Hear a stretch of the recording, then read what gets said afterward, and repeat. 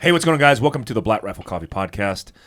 It's your host, Mike G. I think this is one of the first a few times I'll be saying it's your host, Mike Glover, but I am honored and privileged to be part of the Black Rifle Coffee family. Been, as an origin story, part of the family, but it's really cool having the opportunity to host, and a lot of that due to my big-headed friend here next to me, Baker. Thank you for that. You're welcome. You put in recommendations, and I appreciate you. Well, it's your resume. You're good at what you do. Oh, thank you. I'm good at talking. That's the only thing I'm good at. Well spoken, gentlemen. Yeah. So I'm here with Brand, the CEO of Silencer Central. Silencer Central has come up. I've talked to Baker about this offline. It's come up a lot because I think the trend of now the popularity of suppressors and silencers is becoming a more viable and realistic thing for people because of companies like yours. Just for context for people who are listening to this who don't know and understand silencers, kind of the business of silencing. Is that a thing? Mm-hmm. Can I say that? I just did anyway. Yeah, it's now a thing. It's now a thing. It might not have been one before, but it is now. Yeah, I'm going with it. Tell us who you are and your background, and then how you started Silencer Central. Okay, good. So thanks for having me. Brandon Maddox. Originally grew up in the South and went to pharmacy school, Chapel Hill, North Carolina. Nice. Went to the pharmaceutical industry. Got my MBA, went to Duke, married a gal from South Dakota. Started prairie dog hunting, and I found that you could shoot a whole lot more prairie dogs if you use a suppressor. And the first two I bought, it was a horrible experience. I mean, the gun store warned me. I mean, I think most gun stores realize they aren't really set up for it. They're set up for a kind of a single transaction and you leave. Whereas with a suppressor, there could be a fair amount of back and forth. So they kind of warned me it was going to be ugly and I wasn't going to like it, and they were right. So the first one I bought, I loved how quiet it was, but it was just really too heavy. So the second one I bought, I wanted it super light, so it ended up being short, and then it was too loud. So when I got ready to get a third one, I was like, I got to get my own license and do this. So I started out just doing it part-time, selling suppressors at gun shows. And the license to sell them is kind of expensive, so I was kind of, trying to offset the cost for that. And I just realized there was a lot of coyote hunters up in the Dakotas. Sort of the joke is if you call in 3 coyotes, how many do you want to shoot? And the answer is 4. So the ability to be able to, call in the coyotes and get additional shots with them not being able to tell where it came from was a huge benefit, and that just sort of started the ball rolling. But we started out as an events company, so we just mostly worked events. So we would do gun shows, sportsman shows. We transitioned to farm shows. Farmers, if they want to buy a suppressor, they buy a suppressor. Gun show, the guy says, I got to check on my wife. So we started liking the farm shows. And then we just gradually expanded. So I started in South Dakota. I just added an additional state. So suppressors are just like a handgun where you can only buy if you buy from a dealer that's licensed in the same state where you're a resident. So to sell a suppressor to someone in North Dakota, I had to have a license in North Dakota. So that was my second location. And then I went into Nebraska, and then I just did every state surrounding South Dakota. And then Pheasant Fest came to Sioux Falls, biggest event we've ever had in South Dakota, as far as like a trade show. And I sold to so many people out of state, and I realized it was very painful to have to ship it to their local dealer, and then they had to go through the process there locally. And it sort of forced us to think about what does it look like to be even bigger. So currently, Silencer Central has stores in 42 states. And that's how many states suppressors are lawful in. And by us being licensed there, we could do all the paperwork for a customer no matter where they live. And then once the paperwork is approved and everything's done, we can mail it to their front door. Interesting. So when you say like a shop, is it an actual retail location? Yep. That you could walk in and buy a suppressor? Most of them are businesses, but typically we try to, just from a process standpoint, almost encourage everyone to call in or buy online because it's all automated. The whole process is. So yes, we do have a federal farms license and sort of the SOT Class 3 to be able to sell suppressors in each of those states. So we have to have a physical location, employees, so it's staffed. But it's just to keep people from kind of just like showing up. Usually it's another business, like we'll partner with another business and they'll manage everything for us there locally. Like our second location in North Dakota was actually an auto body shop. Guy came to me and said, I want to buy a suppressor from you. And I'm like, dude, I'm not licensed in North Dakota. He's like, how about we put together and have a license here in my auto body shop? I got a full staff here. We'll help you manage it, and we'll just trade silencers for my pay. And that was our second location. That's how it started. So he actually sells car parts and suppressors? Yeah. You know about that. The whole, like, this is just blows my mind. Like, I'm fascinated by the process, like how you started to where you are now. And, like, looking at your background, obviously the MBA helped, but, like, being a pharmacist, like, was this the goal, or it just kind of the genesis? I mean, or just the journey through the process? Like, I'm trying to get my head around this thing. Okay, Make the connection. Yeah, fair enough. Okay, so my wife and I are living in Florida. She asked me, can we move back to South Dakota where she's from? I'm like, if you can make as much in South Dakota as you make in Florida, sure. I thought it wasn't humanly possible. She had a job in about 30 minutes. So my wife's like, you ought to apply for a job. They're looking for a head pharmacist at Signatel Drug. It's a mail-order pharmacy, and they ship scripts all over the country.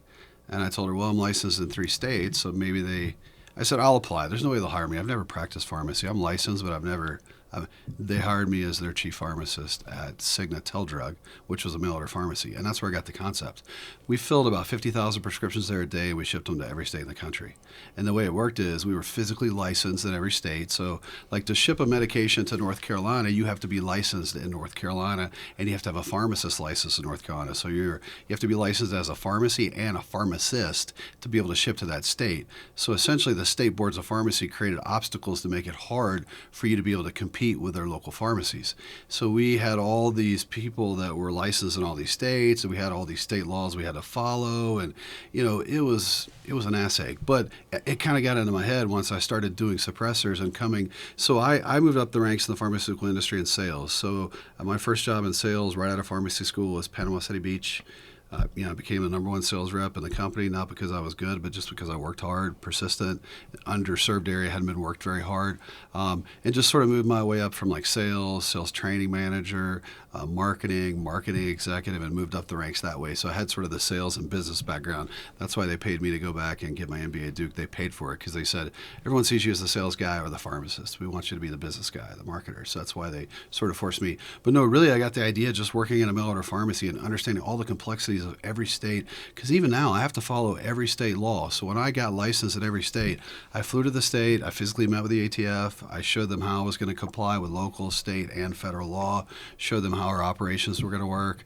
ATF brought me to their home office, sat down with me, and they wanted to make sure I knew what I was doing, because at that point they said, hey, you have 21 locations, you have 21 pending, and we're going to ask you to do some things that essentially are not required by federal law, but we want you to do them. And if you don't do them, we're not going to issue your additional 21 licenses. And I think their concern was, you always, when you work in corporate America, you say you don't want to wake up one day and read something on the front page of the Wall Street Journal. My assessment was the ATF didn't want to wake up one morning and see, silencers shipped to front door in Connecticut, or, it doesn't sound good, just right. From a perception. So they put a lot of guidelines and sort of additional regulations on me. So from the outside, sometimes people feel like, well, that sounds pretty easy. Just get 42 locations and you can sell the whole country. And other people are trying to copy us, and they're finding it's more difficult than they think, because the ATF does hold us, in my mind, to a higher standard to make sure that we have guardrails and that we're doing stuff where it doesn't look like it's just a virtual. I mean, we have W-2 employees that they basically work for us all day long at these locations, especially our busy states. Yeah, so Baker turned me on to this. He said, this is months ago, but he said, hey, I want you to go through a process. And I have an FFL SOT for me to get suppressors. My company carries the suppressor. We issue the paperwork for the person to use it. So you are super familiar. Yeah, but it scares the crap out of me, right? Like I have employees all over the country that are carrying a piece of paper, a suppressor. They're driving across different states. Yeah. It's very unfamiliar territory. Totally. One, it changes a lot. But 2, it's just not something that a lot of Americans are focused on, because one of the things that we try to position in our marketing for Fieldcraft Survival, the company that I run, is why would you not have a suppressor or a can? The idea that, the first time I started talking about suppressors, people were like, well, that's dumb. Why would you have a can on your gun? Don't you think that's overkill? And I'm like, Well, I'm not looking for the tactical disadvantage. I'm looking for the tactical advantage. Yeah. And if you've ever been in a gunfight in close proximity to a gun going boom, that's why I get disability for my hearing loss, because a lot of guns have gone boom when I didn't have ear protection on. And I'm like, one gunshot from a gun at the decibel range that it's going in home defense, in vehicle defense, in personal defense could literally send your children into a sympathetic nervous response where they're trying to fight, flight, or flee or freeze, and they literally now are not cognitive because you can't communicate to them because they're deaf. They're pinging, they're hitting the red line, and if you had a suppressor that kind of took all of that scary away, it could bring them down to earth. And what I realize with Baker, because he's the expert here at Black Rifle Coffee when it comes to hunting, I've just got into backcountry hunting with rifle. I've done hunting for whitetail in North Carolina, which doesn't count because you're basically giving an invitation RSVP to the bait. It all counts. It all counts. It's all food to the, it all counts. to the plate. But I didn't realize that all of these different, whether it's hunting, personal defense, tactics, nobody focuses on suppressors as being integrated into that. So you go on an elk hunt. We were at Deseret, and I crush a 6x6 bull elk, and I'm suppressed, and people are like, "Dude, did you hear that? No, you didn't hear it because it was suppressed. I heard it from the gun, but I didn't have to wear ear pro. And the guide I was with, I didn't make him deaf, and we were able to communicate and do normal stuff. There's a whole bunch of considerations for why you should have it, whether it's coyote hunting or personal defense. I just find it very weird that, I feel like your focus is the process, which is important, right? The most important aspect of it. But there's also a piece and element in the education of why should you use these? And I'm still dumbfounded why we haven't made a mass migration, which I think is an opportunity, obviously. But why not everybody's running a can on their guns? You mentioned the Deseret. So you were there when Andy shot his, right? So he was using that 300 Ultra Mag. So I've hunted on 4 continents, 20-something states. I've done a lot of it. So my primary form of recreation for the past 30 years. And I have never, ever been concerned about one shot. Boom, I can deal with that. Or recoil. It's not something I focus on. I was shooting Jamie Nelson's 300 Ultra Mag. Yeah. And I was thinking, as I'm getting set up to shoot my elk, and throughout I killed on Wednesday, started hunting Monday morning, zeroed that gun Sunday evening, and confirmed zero. And I was like, okay, I need to communicate with my guide. I need to see and hear where the elk is. But I'm actually focused on getting the ear pro in because this gun is so loud. And it's physically painful for me. And I wear hearing aids. And this ear, the hearing in this ear is super bad because of firearms. And I was thinking, I was like, this is such a pain in the ass distraction. I'm sitting here, I've got this elk coming in, and I think he's going to present a shot, but I got to range him, I got to do all this stuff, and then I got to throw foamies in. And then the part that really sucked was when I shot that elk, he was looking right at me, and I shot him directly here, and I had the foamies in, I didn't hear impact.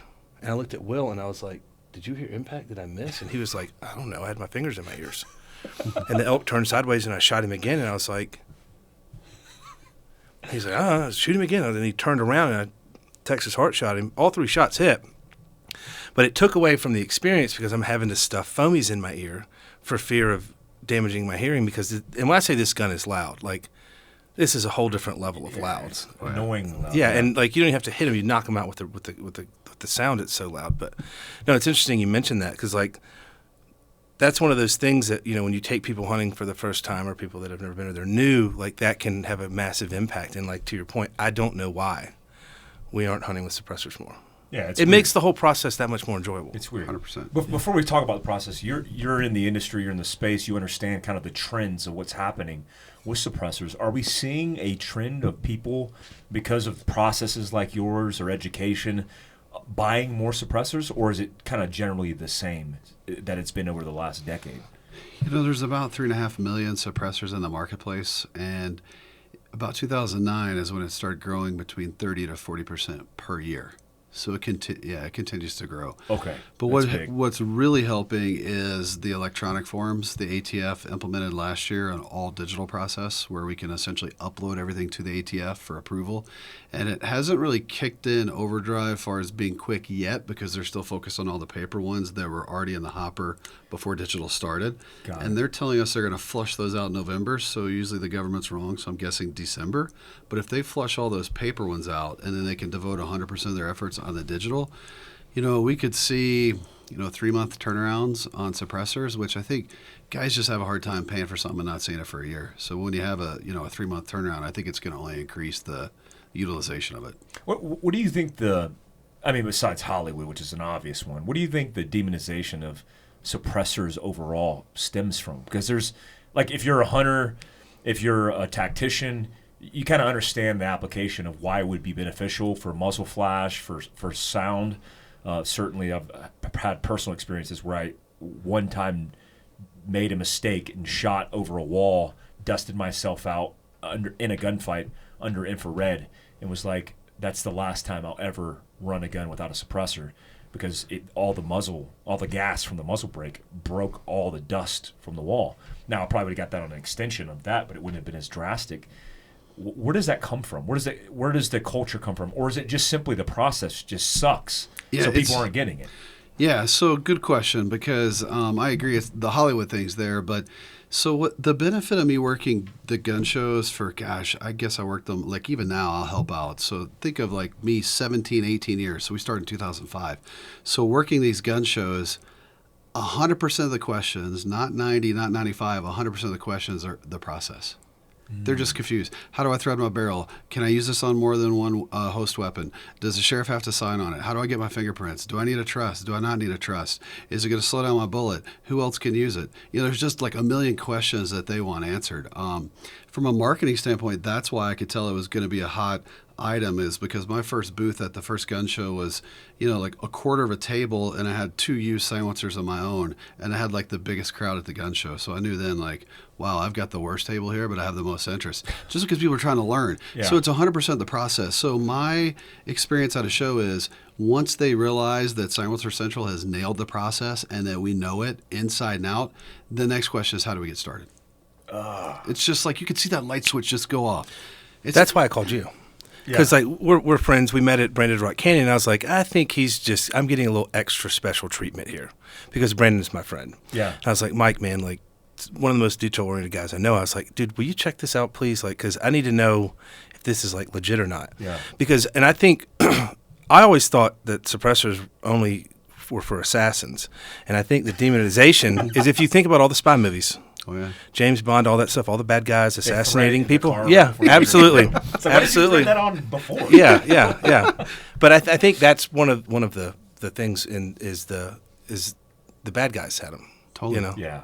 No, Yeah. totally. To like people, like the unknown in society to them. Oh, yeah. But I never thought I could get a suppressor. I was like, how long does this take? This is exhausting. It's so complicated. And I did the process with you guys, and I was like, so like, what else now?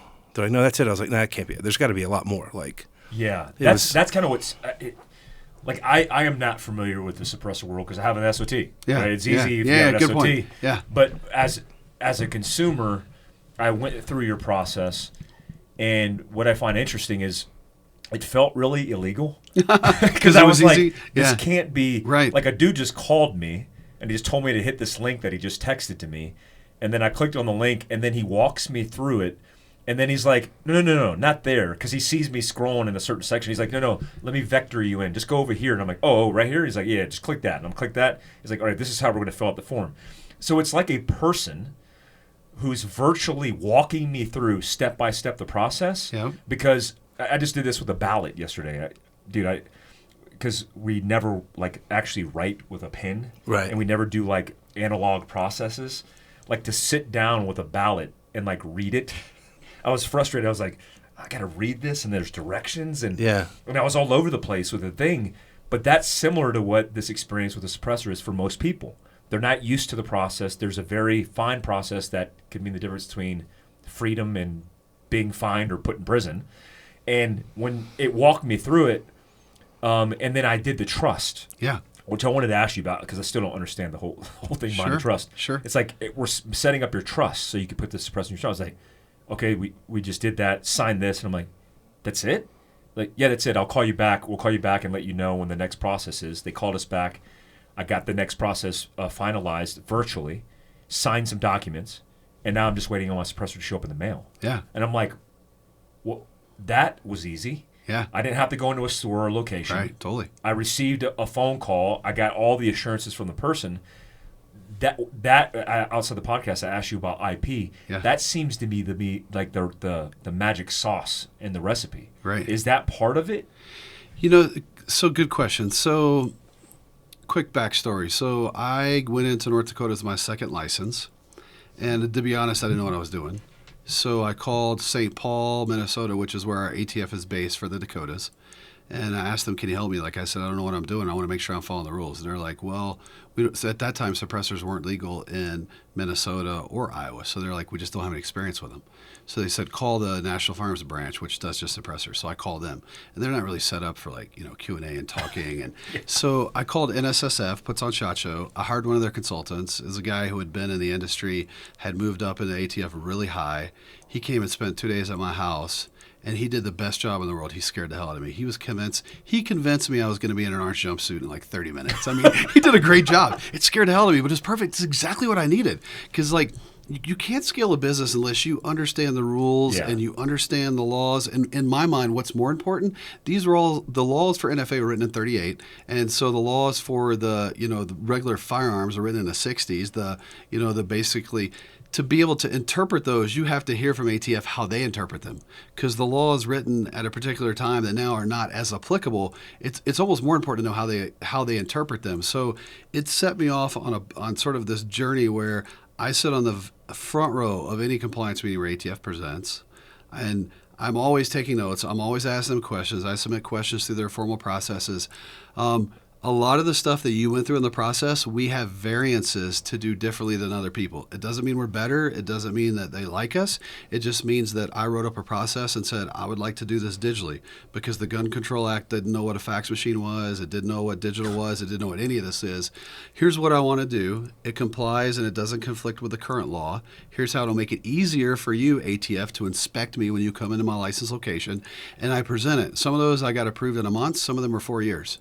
So I have these variances where I could do things a little bit differently. And they're variances per location. So I have them in all 42 states, these individual variances. Like everything you were doing digital and all that stuff, it's all been vetted by ATF. I mean, they went through and I had to actually walk them through it with a team of, 15 people. They took notes, they come back, they ask questions. I mean, and that would go on for months. And then once you nail it. Fucking hey, dude. It's crazy. my mind's melting. Why am I getting chills? I know. It's like, that's fascinating. I don't know anyone that's influenced the government that way. No. But Well, you're prompting them for a more optimized and efficient way to do it in real time, how we operate technology. I mean, so I have to be careful, right? Because I feel like all my customers hate the ATF. Yeah. But to me, I accepted the fact that they're in charge and they get to interpret the rules, whether I like it or not. Same. Yeah. So basically, I would just sit down with them, and I mean, I've had tough situations with them. I mean, when I told you they called me, the ATF headquarters, they told me they insinuated it's gonna be 2 people. I walked in the room, there's like 60 people. I mean, the lawyers, everyone, and the higher ups. Their goal was to intimidate the hell out of me, and they did a good job. But still, I held my own. Like, hey, I've been doing this since 2005.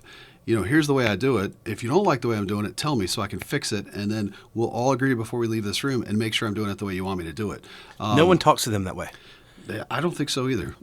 No, I'm saying, I don't think I've ever heard a person say. I would say your comments about the ATF are neutral at worst. Yeah. I don't think I've ever heard anyone say anything neutral or positive about the ATF.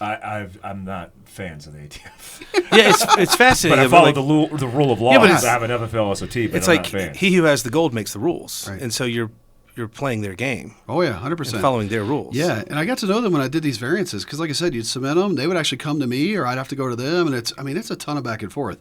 And then people change, so the people you're talking to this week, like a month later, may be different people, so you get to know all new people. I mean, I feel like I probably know the top 50 people in ATF. Like if I ask them for a meeting at SHOT Show, I'll meet with the top 50 people. They respect me because they know I know the rules. They know, like we self-report too. If we have something that we did wrong, we self-report. And they actually, they place that to our our advantage. If they come inspect you, they take that off the list of things that you could be held accountable for if you self-report.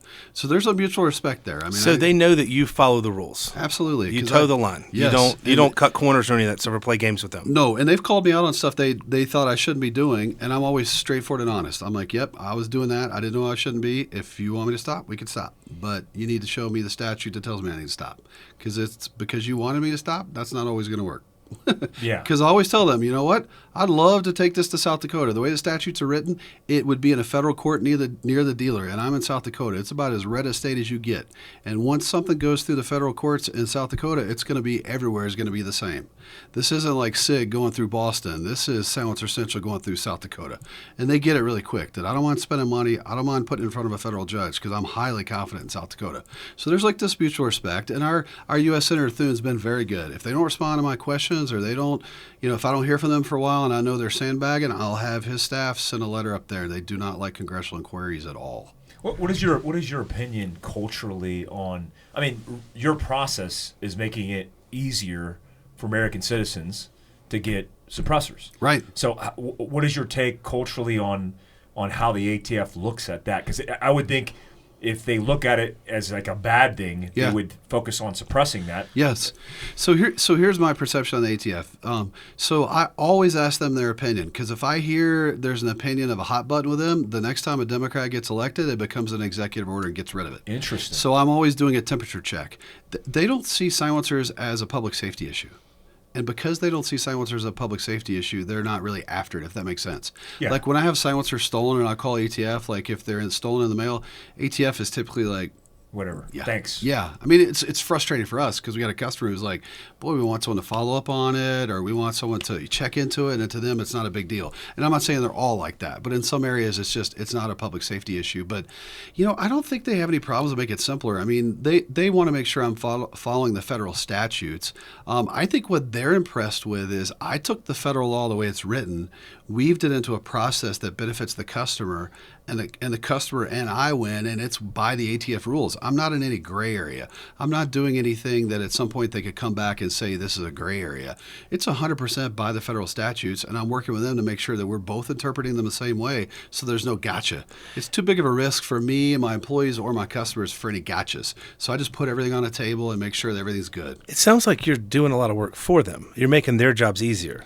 I think it makes it hard for them because when I first came out and started like sort of nationally promoting this idea I can mail suppressors to your front door in 42 states, they said they were getting 300 calls a day from people saying, is this legal? How's he doing this? That's awesome. Yeah. I mean, it's interesting, I want right? like 1,000 a day. So, We got to like, get those numbers up, We man. gotta get those- so one of the top guys at ATF, I mean, here's the way he explained it to me. He's like, Brandon, you're using a federal statute that no one's even looked at in 25 years. So the people who are going to inspect you are not going to even really understand or realize the statutes you're using to operate your business. So when you get licensed in every state, I want you to physically show up live and walk them through what you're doing so that they understand it. So when they do come in and inspect you later, they get it.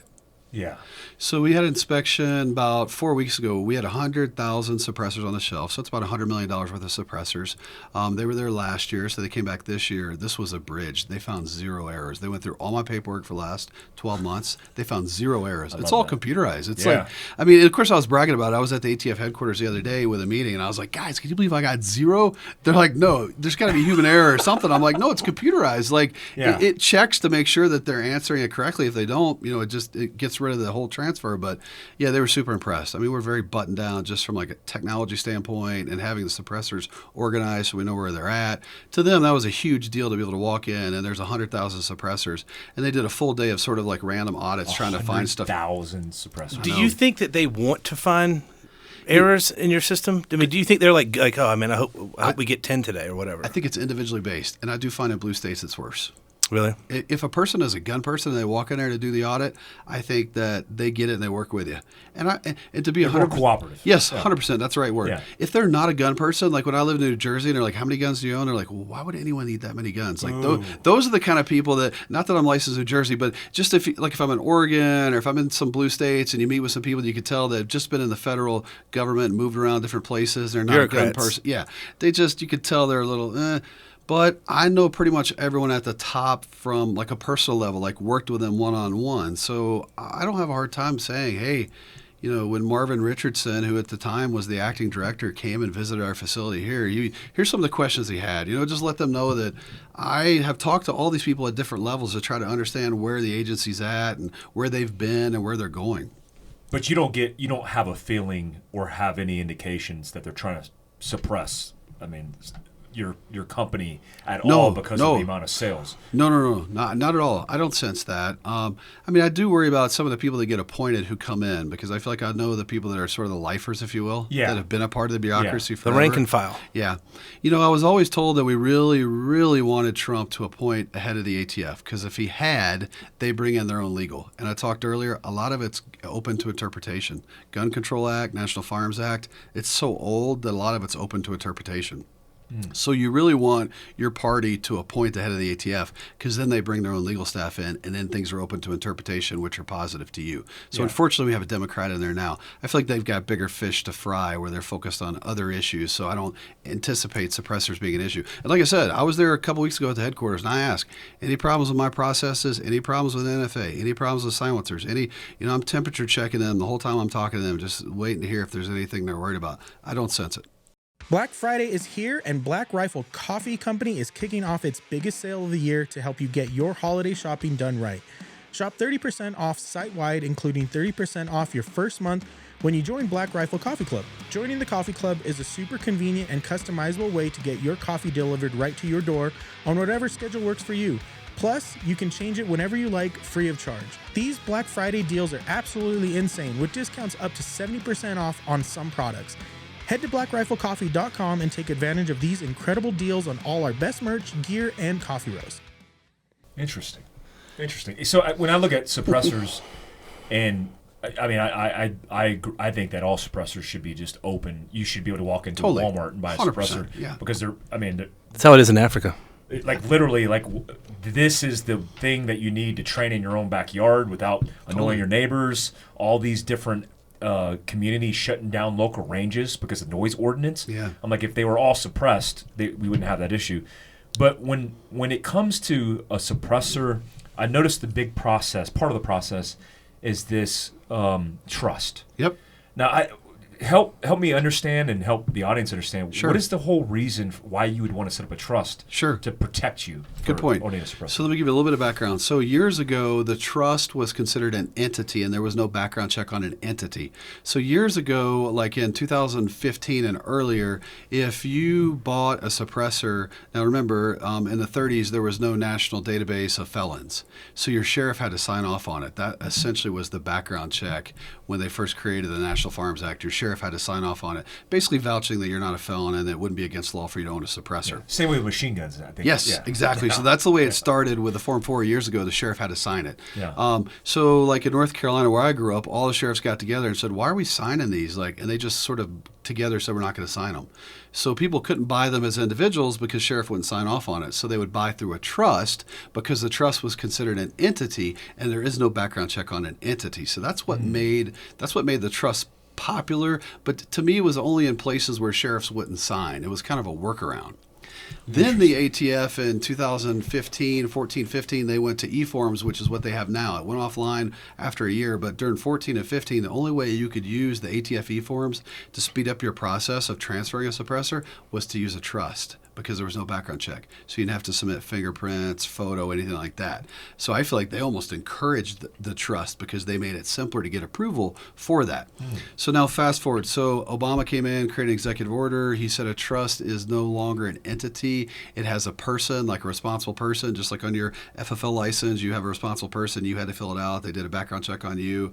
It's the, Form 9, it's Section B. So the same philosophy with a silencer now. So if you buy underneath a trust, there's a person who's responsible, has the background check. So all that background, the benefit of a trust is the entity owns the suppressor. So think of it as almost like an LLC, but it doesn't have any tax implications.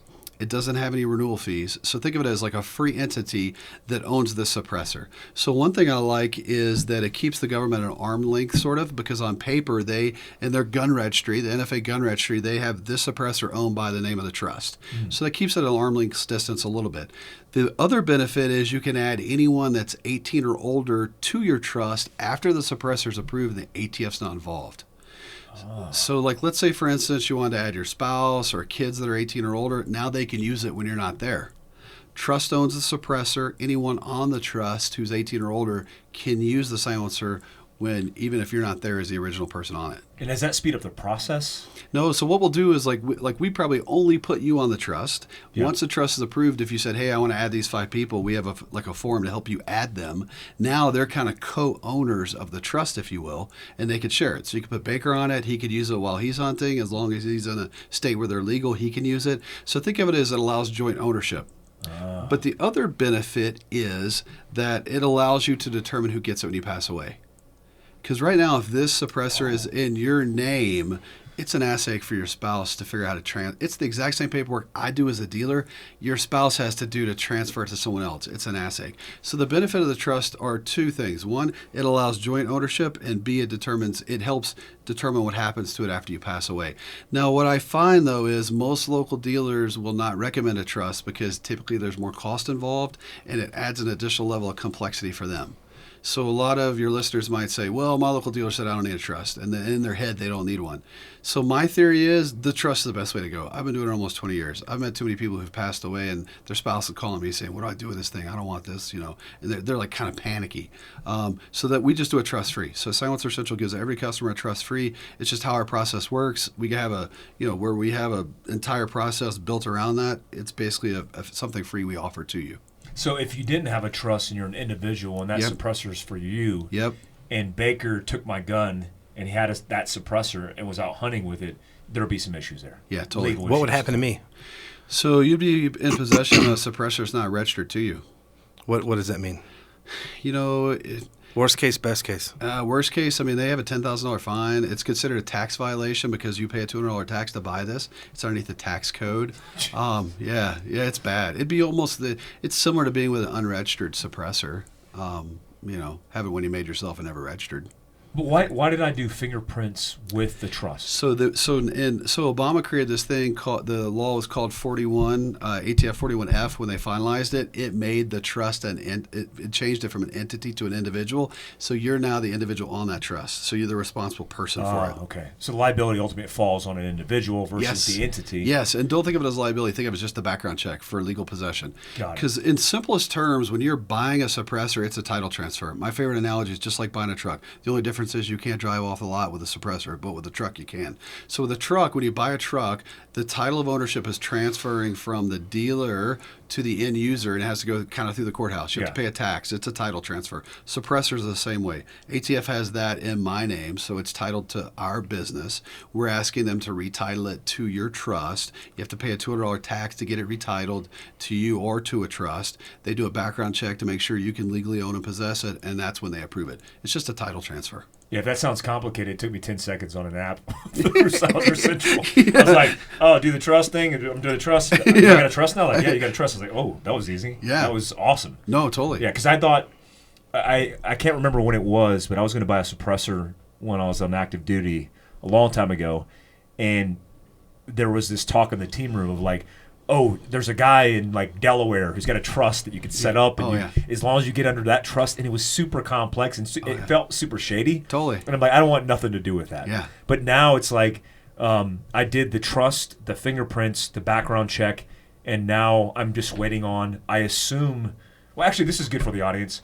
Walk me through Silencer Central's process. If I saw this online, which I assume this is on your website. On your website, correct. Yep. If I wanted to buy this can online, yep. What's the start point? How does it happen? Good point. The process. So the Banish 30. If you decide you want that, I always say the best way is just call our team. Because the good thing about our team is they're going to ask you all the different rifles you have.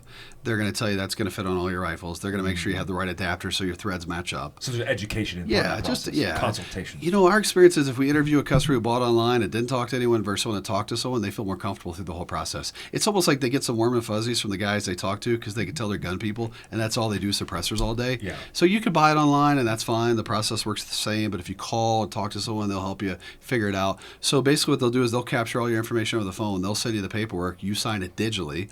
We'll mail you, Silencer Central will mail you fingerprint cards. We'll mail you ink. You do your own fingerprints. I always say it must be easy because I never hear any complaints. We'll scan those in digitally. We'll have them forever digitally. So then we'll upload your fingerprints to the ATF. We'll upload the paperwork that you did digitally, which includes your trust, up to the ATF. We have to get a picture of you, like they call it a 2x2. Some people call it a passport photo, but it's just a 2x2. Basically, it's just someone uses a phone up against the white background. I used a cell phone picture. Yeah, which I was totally. like, this can't be right. Yeah, no, it's totally legit. So then we have a program that goes in and cleans it up, turns it into a passport photo, essentially. We upload that to the ATF.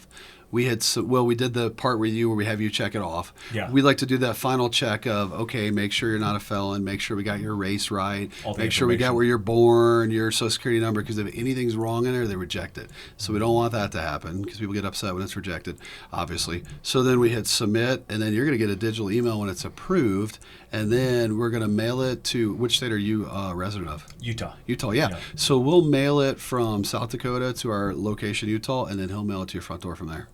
And that process right now is taking how long for the ATF side? You know, on the digital side right now, it's about 150 days is what we're seeing on the digital side, which is what I feel sure you did. Yeah. So was that 6 months? Yeah. So 6 months, and then the process that you walk through from the time you talk to somebody from Silencer Central to the time that you start the timeline of 6 months, that takes like a week or two? Yeah, you know, the rate limiting factor is just the fingerprints. So if it's a repeat, like if you called and want another one a day, we could submit it instantly. But it's the fingerprints. So we'll do all the paperwork digitally. So it's a matter of you signing stuff digitally with DocuSign. But then it's also us sending you the fingerprint cards. You roll your prints, send them back to us. We scan them in. And once I have the initial trust, Yep. now can I buy any suppressor and it goes automatically under that trust? It does, but you still have to do the whole process again. But we keep a copy of your trust on file. And We keep your fingerprints? fingerprints, yeah, but keep everything on file. So we can resubmit it for you. Does it speed up the process second time around? So if I did... You know, traditionally it hasn't. I've seen scenarios where ATF actually has to pay FBI to do those background checks. Oh, interesting. So if you have 2 or 3 in the system, even if they're spread out over different months, a lot of times they'll batch them together, push them all through at the same time because they're only paying for one background check. I don't know if it was you that told me that. Somebody was telling me that if you want to get it faster, bundle your suppressors together because the bundle is a faster process than just a one suppressor or one can. Is that true at all? I don't think so. I mean, my sales guys would probably like to hear that. Yeah. Hold on, let's go back a second. So Sure. they call Silencer Central, Yep. South Dakota, Yep. and then 2 weeks later, the train has left the station, Yep. and you're just basically waiting on it Yep. to hear back from the ATF. Yeah. It's that simple. Like, Yeah. And I get this in the mail. Yeah, totally. Yeah, we Yeah. mail it to your front door. Yeah, signature Yeah. card. Yeah, U.S. mail. You know, some people yell at me for using U.S. mail. They're kind of anti-government, but man, you guys don't realize UPS, FedEx, they won't even let us ship this stuff. I mean, they've come out really hard in the last year where they rewrite contracts for us and they won't even let us ship suppressors. Really? Yeah. Wait. Who won't allow you to? FedEx, Ground, and UPS. What? FedEx Ground will not allow us to mail a suppressor from our licensed location to the end user, the customer. But they'll let you do a gun to an know. FFL. I know. From an FFL to I an know. FFL. Because I try to explain to them that when, if you send a fireman to be repaired, they're shipping it right back to you. So it's manufacturer to end user. A lot of times that's across state lines. Yeah. But they won't do it. They're out of it. They're so reactive to customers and, sort of. But USPS will ship it. Yeah, a lot of people hate I use the government, but I'm just like, man, they'll still do it. Where UPS and FedEx, they won't do it anymore. That's interesting. I like the fact that it's the government doing it, personally. Yeah. True. Yeah. Absolutely. You screw it up, not on me. Yeah, but it's the government's like, hey, the government Yeah. brought this to me. Thank you. Interesting. But, yeah. Yeah, it's I'm trying to convey to the listener how easy this process is. Yeah. Right. Like it's things like this paralyze me. And I think the big thing with guys, you mentioned this earlier, is like, am I doing this right? Yeah. But you have someone on the phone with you from Silencer Central, literally walking through a shared screen with you, Yeah. and it's amazing. Yeah. It's remarkable. Yeah. The integration of technology and just making it easy Right. is beneficial. I saw that. We talk about it a lot in education. I want everybody to have a suppressor. The biggest issue that I see, one, people will misunderstand that it's not silencing anything. Yeah. Obviously. Right. We don't recommend actually to go. there are circumstances where you should go subsonic, depending on what you're trying to achieve. If you're Yeah. hunting coyote, Yeah. it might be beneficial to go subsonic. But you can still use full power and still use a can and mitigate your signature. Also, if you're doing home defense because you heard a noise and you grab your pistol and you don't have ear pro or Peltors on, be prepared to be deaf if you're conditioned. Yeah. Maybe you'll get auditory exclusion. I think in my first gunfight I got auditory exclusion, and then I realized that was because I was amplified by cortisol and norepinephrine, and I was like all jacked up on adrenaline. And then when you're conditioned for it, that goes away, and then I just got deaf. Oh, wow. And dumb. Especially when it happens in a building. Yeah. I mean, could you Or a imagine that? any Yeah. confined space. Yeah. Right. I mean, I've had a guy shoot a gun inside of a vehicle with me with no suppressor, and nobody had ear pro on, and I'm like, wow, I'm deaf. And it's just a huge, whether it's teaching kids, because when you teach a kid, even shooting a Ruger 1022, if you got that thing suppressed, it doesn't scare the crap out of them. Right. People who are new to guns, you put a can on, and I have a Sig Mod X. It has the baffles where you can reduce the baffles. Yeah. Like it's what do they call it? 3D printed. Yeah. And you could reduce it to a small baffle. I think the 2 is the minimum. Yep. And I use that in home defense because it fits inside of I got like a Pine World biometric box because Yeah. I got 2 3-year-olds, and so it's safe. But I got it suppressed. I grab it, and if I'm doing home defense, I'm confident that if something happens, my entire family's not deaf, dumb, and blind. Right? I actually have something that's going to work. You guys do suppressors, Yes. so let's talk about that. Yeah. Because I'm holding these things, and they're like the lightest things that I've ever held. Yes. And it's titanium. Yes, 100%. What's the newest and latest? Because most consumers, they go, oh yeah, that's a can, that's going Yeah. to suppress it. Right. But there are technology and different innovations in suppressors. Where's yours at? What is this technology? So our newest one is we're going to launch it on November 1st. So it's called a Banished Backcountry, and that is tubeless. So essentially those baffles are welded together. So light. Yeah, it's crazy light. It's like a 5.5 ballpoint pen. Yeah, it's 5.5 inches. Jeez. Yeah, it's super light. Yeah. And that's for what gun? So that'll work on a 300 realm all the way down to even a 17, anything less than. Nice. You find a lot of companies for some reason are scared to use titanium. I think it's the expense. It's hard to machine, but we just, starting kind of an area with hunters, a lot of people love that lightweight. It's stronger than stainless. It's super lightweight. You can get aggressive with cleaning. Like these two come apart to clean, where you can take the baffles out and just put it in like a CLR, calcium lime rust remover solution, and it just eats the carbon right out. Nice. Yeah, like I get it for military applications or law enforcement. Yeah. Because you're worried about the sustained gunfight, right? Yeah. A lot of rounds to the can. Yeah. And those tolerances got to be significant. But when I think about hunting, especially being educated by guys like Baker about backcountry hunting, Yeah. I used to think you take the SR-25, the Night Force SR-25 with a quad Picatinny rail that weighs like 50 pounds with all the accessories. Yeah. And if you want to be a hunter, if you're a good operator, you just take your sniper gun and then you go hunting. Yeah. Until I realized, like, after 40 miles and Sawtooth, and I'm like walking, and I'm like, dude, I want to use anything. Give me a slingshot. Like, I'll use anything besides this gun. And then lighter is better. Yeah, totally. Right, more efficient. I'm doing 100%. proof barrels that are carbon fiber. There you go. That's the like trend. that 300 Ultra of Jamie's. Yeah. Lugging that around Deseret. Dude. It's a bench gun. Oh, wow. It's a bench gun. Yeah. That's heavy. And it's not meant to be carried on the. God, it was awful. God, it was unbelievable. But it was worth it. Bull barrel? Oh, man. It's huge. Oh, God. Huge gun. I know one of the things that we dealt with in the military, which is the carbon blowing back Yes. in the shooter's face. Yes. Is there any technology in suppressors now that is pushing that gas out instead of in? Yep. So we're developing some now that are more like sort of law enforcement focused. The hard part is always the trade-off is it is typically louder. Oh, interesting. Yeah. So if you're using a bolt gun, these are perfect. But if you're using like an AR and you are worried about blowback, I've seen if you get a bigger charger handle, a lot of times that'll help. You can put some silicone around there so it gets a better seal. There's some things you could do to kind of help mitigate that. But yeah, it's the trade-off of then it may not be hearing safe. That's the problem. And sometimes. Because a lot of people say, "Oh, we got low blowback." It's like, well, you're not hearing safe. Well, it doesn't matter, So it's almost like a seesaw. Which one, which is the focus? So how do you?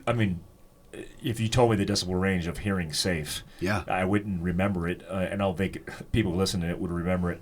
But I assume there's a decibel range that's categorized like that's going to make you deaf, or it's going to hurt your hearing over time. Yes. So all of these suppressors are under that Correct.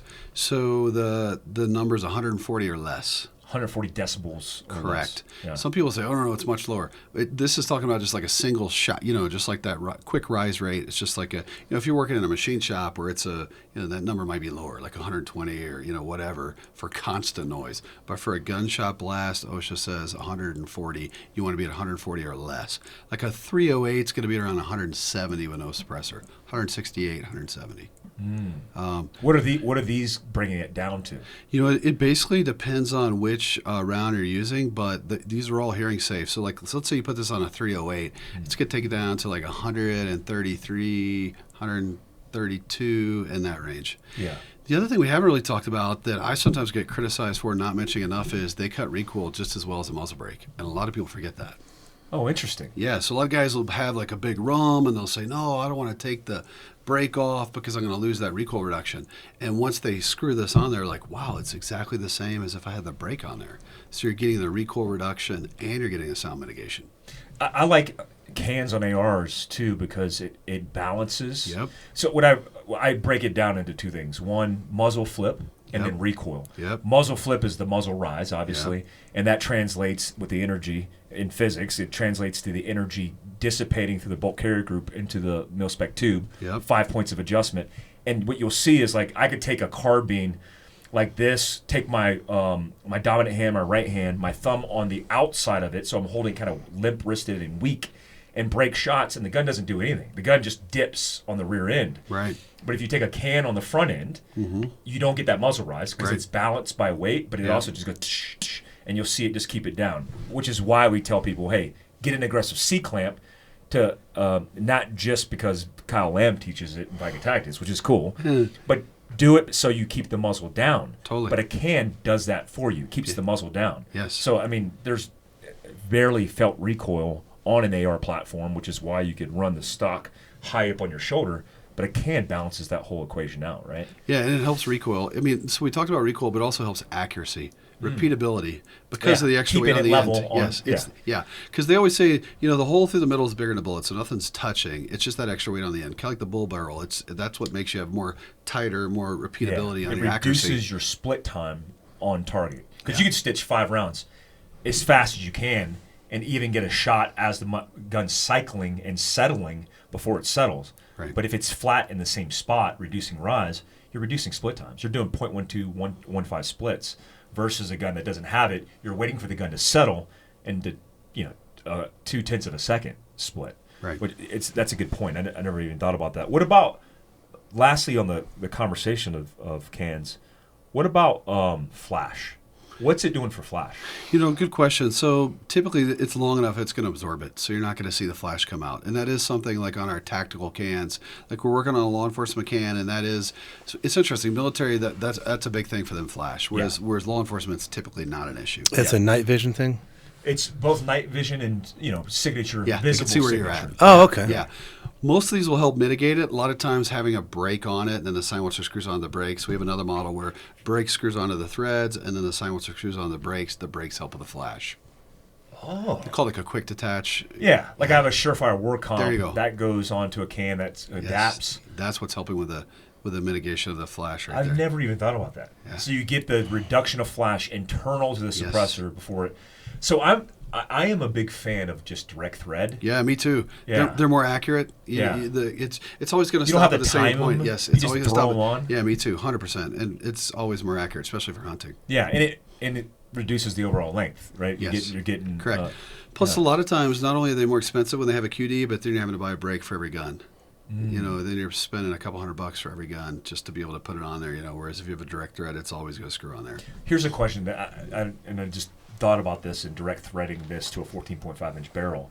But if I have a 14.5 inch barrel and I take an NFA item and screw it into that barrel, does that barrel become now an SBR because it's supposed to be 16 inch pinned depending on the state?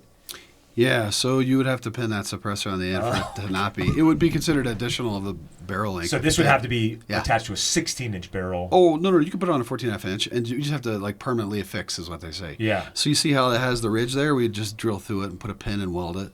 Got it. Yeah, so it'd be permanently affixed. Then it wouldn't be. But you're right. If you have a 14.5 inch that you just screwed it on, it wasn't permanently affixed, it would be an SBR. So you got two stamps. You got the SBR stamp, and you got See, that's how they get. That's why it's. I know, I agree. So another thing that I did not mention that I think is probably important to the audience is we let people pay while they wait. So a lot of guys hate to pay for something 100% up front and then wait for it. So if a guy calls and says, I only got $100 to put down, that's fine. We don't care. Oh. We're going to submit all your paperwork the same as if you paid the full price. And then we let guys just pay for it while they're waiting. Interesting. And we find that when it comes back and we say it's approved, they have come up with all the money. They're happy. Yeah, exactly. They're like, "Let me get this 100%. today. 100%. It can Totally. ship here Totally. by tomorrow. Can I get a second one right now? Yeah, totally. And it seemed to really work at shows, right? Like that message of, man, I'm in the boat with you. I'm having to pay insurance on these. I'm paying like $500,000 in insurance just to insure $100 million worth of suppressors that we're waiting for the feds to approve. So we want them out of there as quick as you do. So we're in the boat with you. We'll let you pay while you wait. No interest, no fees, no nothing. They love it. How much does the process cost? So the feds charge a one-time $200 tax. People hear it called a tax stamp. Yeah. So it's just a pass-through. Like people pay us for the tax stamp, and then we pay through the pay.gov when we submit it electronically for them. Yeah. So your process doesn't cost an additional? No. As long as you buy a suppressor from us, it's included. Wow. He's got his shit Those together, margins. That's great. What's Well, the, just automate. You know, like a Yeah. lot of like people don't realize a lot of the data entry on the back end, it's automated. Yeah. I got an idea. I haven't asked permission or from you or legal, but we should probably give away a tax stamp for That's the good. people that are Yeah. still listening. Yeah, that's a good idea. And, I like it. Yeah. So what we're gonna do? Oh no! Here we go. There we go.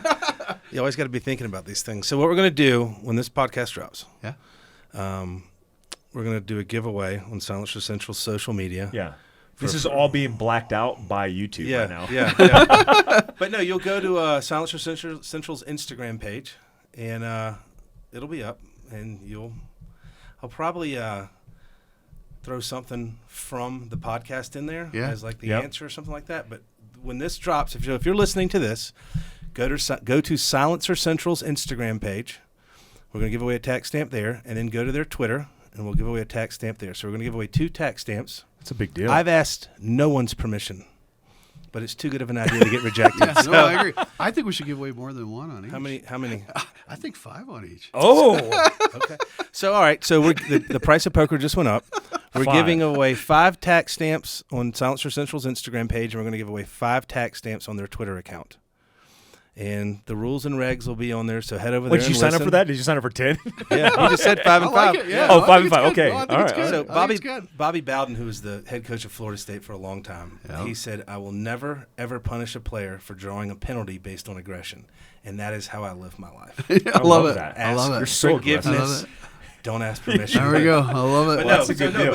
no, I think that's awesome. I mean, like just listening to everything you've said, like I'm fascinated by how thorough your answers are, and just the whole process, and how you created this juggernaut of a company. And I'm trying to get my head. I'm gonna have to listen to this thing like 5 times. Like it's fascinating. Yeah. You know, we still got work ahead of us because, I mean, it wasn't until recently you guys heard about me. So think about other people who aren't in the industry who haven't heard about me. Yeah. So really the onus is on me. How do I get it out there? Because when I get excited is when people call me and go, man, I'm so glad I did this. I love it. Yeah. It's like life-changing. I mean, people literally are like, gosh, I can't believe I didn't do this 15 or 20 years ago. It just makes what they enjoy doing so much more fun. Oh love yeah. that. So it's I think it's a fear of the unknown. Yeah, totally, 100%. And that's the barrier to entry is just picking up the phone and calling Silencer Central. Like that's all you got to do. Yeah, it's easy. And if you're not comfortable with the process or it's not what you think it is, just hang up. Yeah, totally. But it's just one phone call. Yeah, totally. It's easy. Yeah, 100%. Yeah, it's when a lot of companies are going analog and automated, and you're saying, call somebody, a human being that's actually going to talk to you. Yeah. That's crazy. Yeah. No, I hired this lady who she's in charge of like customer experience. I hired her away from the hospital. Brilliant girl, brilliant gal, very well educated. And she says, gosh, when we look at the metrics, the person that talked to someone live, their sort of score on satisfaction is almost double the person that bought it online. And I get that some people don't want to talk to a person, and that's fine. But just when I hear people have a great experience, because I also know 40% of my sales are repeats.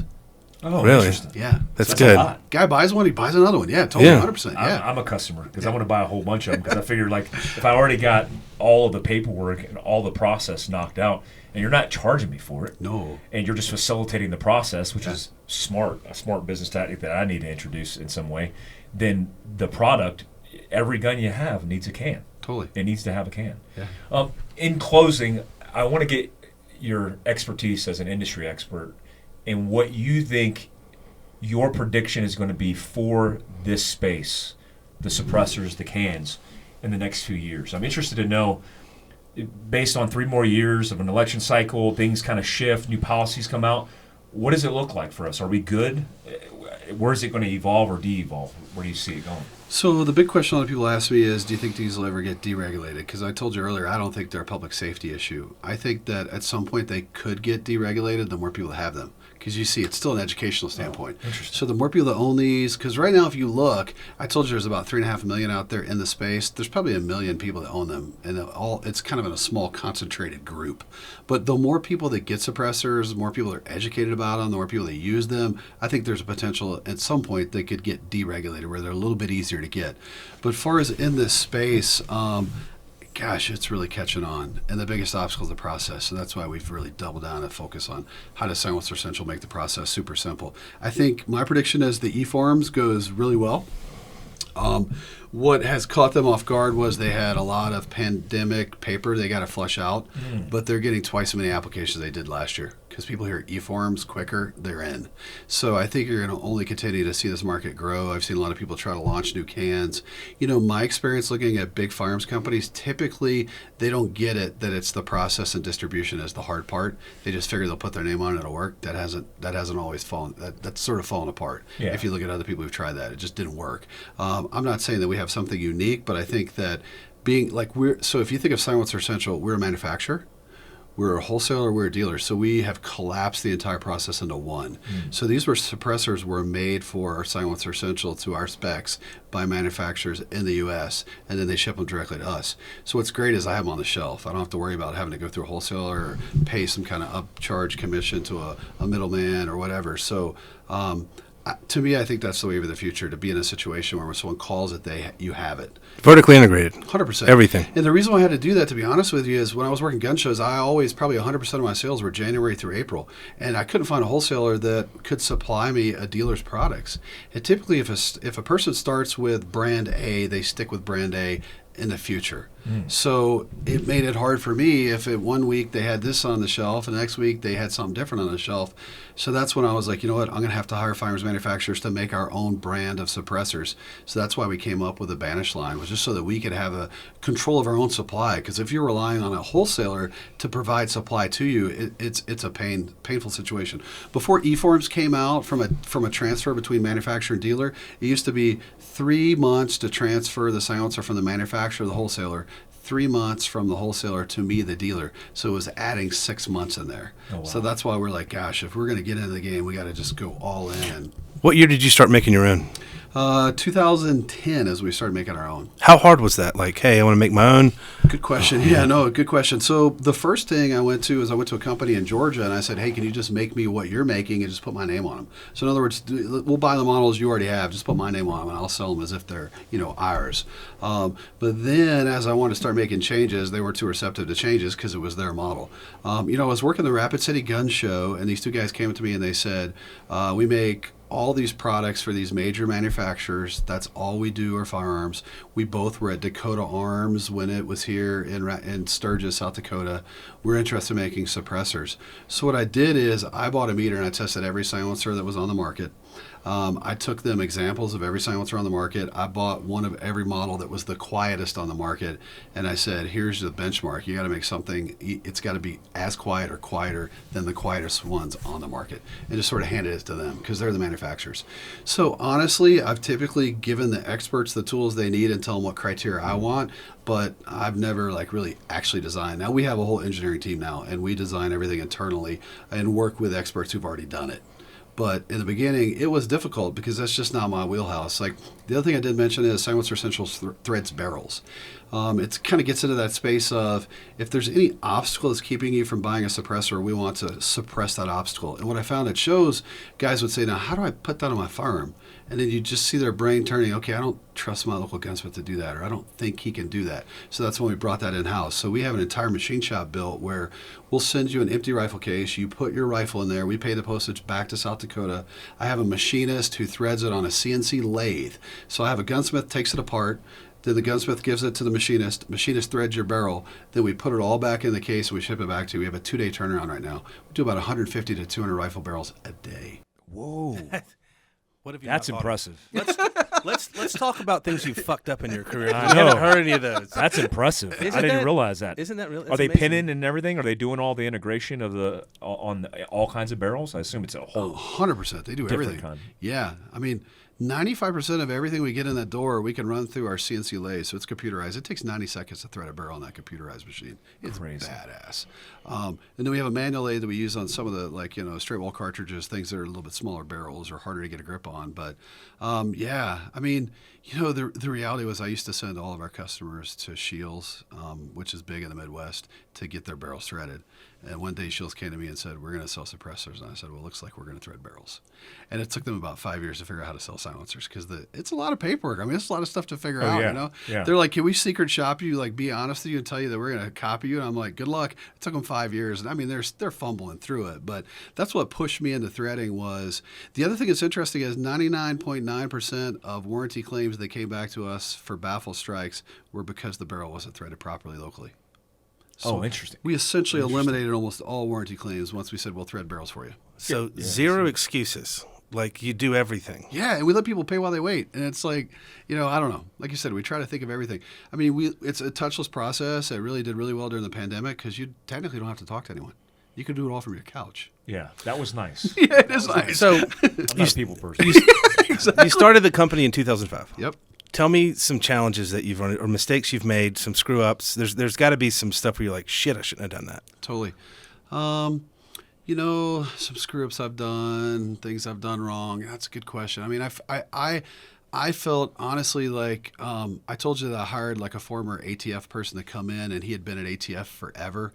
And the good thing about bringing him in, he had worked in Illinois, so he didn't have any exposure to suppressors. But 6 months earlier, he was in charge of everyone at ATF. So he would just get in a room and call people and say, how should Brandon do this? How should Brandon do that? He gave me a write-up of everything I was doing wrong, and I thought, man, I thought for sure, like, the ATF was going to come lock me up and I was going to jail instantly. Yeah. Well, it's like been I said, fun while it lasted. Yeah, exactly. Oh, it was horrible. I was like, I can't believe I'm doing this many things wrong. But once I studied it and learned it, I'm like, this is all fixable. I mean, these are things that, it wasn't intentional. I just didn't know, you know? Yeah. And then once I understood it, and figured it, like I said, it put me on this life mission of I want to understand everything about compliance so that I don't do anything wrong and that I can make our process better every day by understanding it. So that is one point where I felt horrible. I had one, it was probably about 6 months ago where I honestly, like if the ATF calls and says, hey, typically they don't call, they just show up. And I can't remember the state. I remember them saying, hey, we're going to come to your Tennessee location or whatever, and we're going to audit you. So we have everything digitally. So I went through an audit myself. And I honestly thought that we had let a paper form go through where the customer wasn't 21, and that would be a big no-no. So it was a big sort of ethical debate for me, like, do I proactively call them and say, hey, we screwed up, I'm coming clean? Do I wait and see if they catch it? What do I do? And so I sat down with my team and I said, I'm going to call ATF. I'm going to self-report. I'm going to just we may lose our license, but it's the right thing to do. And so we got all the paperwork and we sat it down and we realized the customer just typed in their birth date wrong. If you looked in the actual fingerprints and everything else. So like, I was literally like going to make the call that I thought, man, this could really set the alarm off, Yeah. I'm trying to think of other things where, I got into a pissing match with ATF once. I mean, it was really intense. So it went back to the trust. The way the federal statutes are written is the trust is an entity and there's no background check. And the reason why this impacted me is because if there's no background check, that's how I can mail these suppressors. When there's no background check required, I can mail a suppressor. So when I got my license in South Dakota, the St. Paul ATF said, they said you don't have to do a background check when it's with a trust because that's an entity and it's not a person. So then when I got a license in Nebraska, a Kansas City ATF came and he said, you have to do a background check no matter what when they pick it up. And then I couldn't mail them. So it sort of blew up my business model. So I sent a letter to the ATF and said, okay, St. Paul says that I don't have to do a background check. Omaha through Kansas City says I have to. Who's right? And then they came back and said, well, we actually agree with, of course, the more stringent one. You got to do a background check on everything. So that screwed me up because my whole business model then went down the drain because I'd been mailing suppressors in these states that ATF told me I could. And then now when I asked them, can I, like who's right? And they basically told me that you have to take the more stringent. I couldn't mail them anymore. And we felt like the federal law was like in the right for us to be able to mail them, but because they told me I couldn't. My hands were tied. So I'd sold suppressors to people that I said, hey, you live in western South Dakota, 5 hours away, I can mail it to you. Now I'm having to call and say, hey, you're going to have to wait till I'm at the next gun show because I could transfer it to you at the gun show. But it created a little bit of a pissing match because I couldn't. Everyone's telling me federal law backs up what I'm saying, but ATF wouldn't agree to it. So I went to like a really top lawyer who I would say is the best Second Amendment lawyer. He's in Alexandria, Virginia. He's done 5 cases before the Supreme Court. And I was like, how do I make them listen or get them to respond? He's like, you got to go to your U.S. Senator Thune's office, senior senator, and you got to get him to put this on his letterhead. And I was like, man, I don't know my senator. I've never even talked to him. So I found his chief of What year was this? This was like probably like 2012. Okay. So maybe later than that because 2015 is when they changed the law. So maybe 13. So I through my lawyer, I found the chief of staff. I met with the chief of staff. Now he and I are friends, but I convinced him to put me in front of Thune. Thune agreed to it. We wrote the whole letter. We put it on Thune's letterhead. I had the letter sent to the head of the ATF, and I decided to also include the FBI because the FBI administers the background checks. And if you misappropriately use the background checks not lawfully, the FBI can get rid of your account, and then you can't be a dealer if you can't do background checks. So we sent this letter to the head of the ATF, the head of the FBI. Within a week, the FBI responded and said, Mr. Maddox, we agree with you 100%. I was like, heck yeah, this is perfect. Really? Yeah. But then ATF would never respond. They never responded. They waited until they changed the law. When Obama changed the law on trust, making it an individual instead of an entity, they responded and said, based on the recent changes from the executive order of ATF, so the whole time they knew I was right. Yeah. But they just kept saying, nope, this is our understanding. This is how we interpret it. You can't do this. Man, that created a lot of stress for me because I would go to these ATF compliance meetings and I'm like, guys, how'd you like that? FBI agree with me. And they're like, man, we had these offsite meetings and tents. And I mean, they were blaming me for creating all this. But what I love about it is they know that I don't mind swinging back hard. If they're going to push me to do something that's not, they don't have the statutes to back it up. Yeah. Totally. It was awesome. So that's where I felt like I'd really screwed up because my whole business model, I asked the ATF which was right because I was getting 2 different opinions. Right. And then it messed me up because now I have it in writing. I couldn't do it. I feel like these are all things he did well. These aren't bad things. Those are your Keep screw-ups, giving it man. back to him, man. So let me ask you this question before we wrap it up. So when you started this company, Yep. did you ever think that it would be as big as it is today? You sold 100,000 suppressors last year. Yeah. Was that a goal? Or was it You sold 100,000 suppressors last year? Yeah. Jeez, man. He's got 100,000 sitting on his shelf You right should get now. like a 2A award or something like that. Like a trophy. Tell you know what we're going to do? What? I'm going to make an award. We should. We should make trophies. A plaque. Old NRA trophies. Just rip off the NRA thing and put 2A awards. Yeah, we'll do that. BRCC Yeah. 2A awards. Yeah, absolutely. We did get the Inc. 5000. You did, yeah, congrats. One of the fastest growing companies in America. Privately owned companies in America, yeah. Yeah, totally. Did I ever think it'd be this busy? I don't know. Was it the goal? Like, Was the what goal. what drives you? Like, it's not. Man, I'm it's just competitive, right? It's Yeah. not a money Well, he's thing. got an I just wanna MBA at win, Duke. I'm a man. North Carolina boy. He's got an MBA at Duke. But I Chapel wanna Hill. win, right, man? I want to win. But I mean, But like, people love them when they try them. So it's like, to me, it's just like, that's what I loved about selling at the shows. My wife, I'd come home and she'd go, don't you ever feel guilty? Like, because I would really press people to buy one. And she's like, don't you ever feel guilty? And I'm like, no, because once they shoot it, they like love it. They're like asking me, why didn't you force me to do this sooner? They're like super excited. They love it. So for me, it's the competitive thing. It's just like, how do you convince someone that says that'll never work, that'll never be easy, I've never wanted one.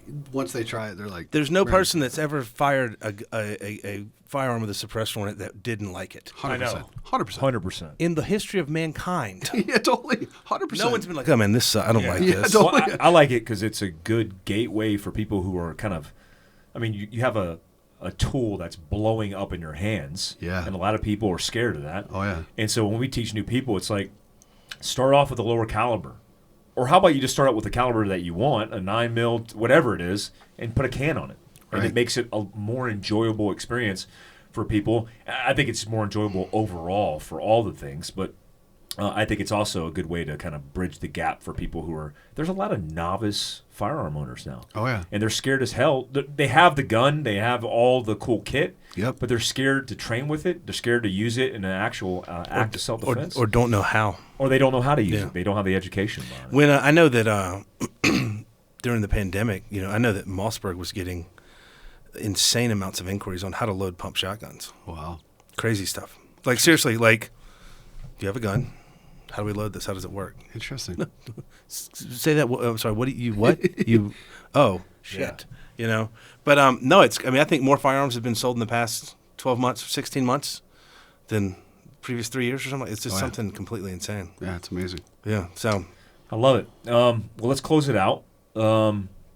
Tell the audience where do they go. I assume it's silencercentral.com, but you got a whole bunch of different platforms. Yeah, absolutely. I mean, silencercentral.com is the best place. Look around.